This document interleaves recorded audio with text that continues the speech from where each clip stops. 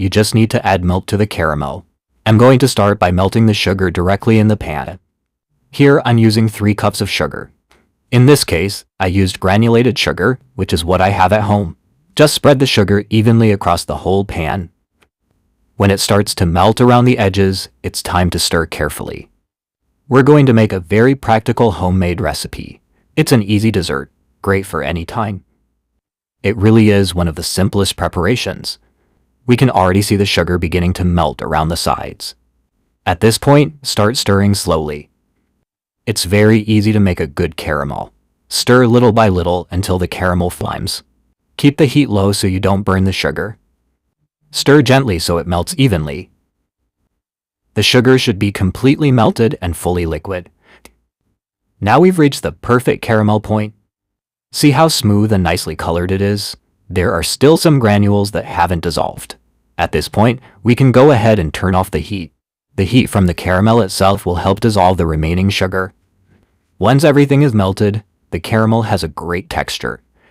Now with the heat off, I start adding the milk little by little. Add it slowly and stir at the same time. Do this step calmly so the sugar doesn't crystallize. This way, the milk blends well with the caramel.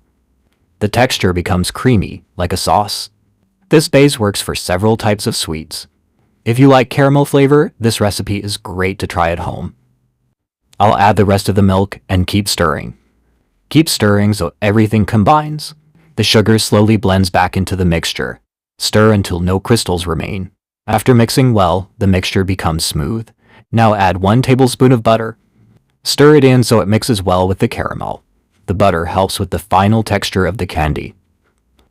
That's why we add that amount here. It's now fully incorporated into the mixture. The caramel has a nice shine. The heat is now completely off. I carefully remove the spatula and pour the caramel into a prepared bowl. I placed parchment paper on the bottom of the bowl. You can also use plastic wrap if you prefer. I've already poured all the caramel into the bowl. We'll let it cool at room temperature. Then we'll continue with the rest of the recipe. As you can see, the candy is already cold. I'll carefully remove it from the mold. I start by removing the parchment paper. Do it carefully so you don't break the caramel. Now it's ready to cut. I removed it all. We're going to cut it into small cubes. Use a sharp knife to make it easier. I cut it into strips, then into cubes. That way we get small portions. I cut in both directions. That's how we form the caramel cubes. They turned out even and nicely firm. Now we separate the pieces. I move the caramels onto a plate. You can make them whatever size you prefer. And that's it. We have our homemade caramel. If you prefer, you can make them smaller.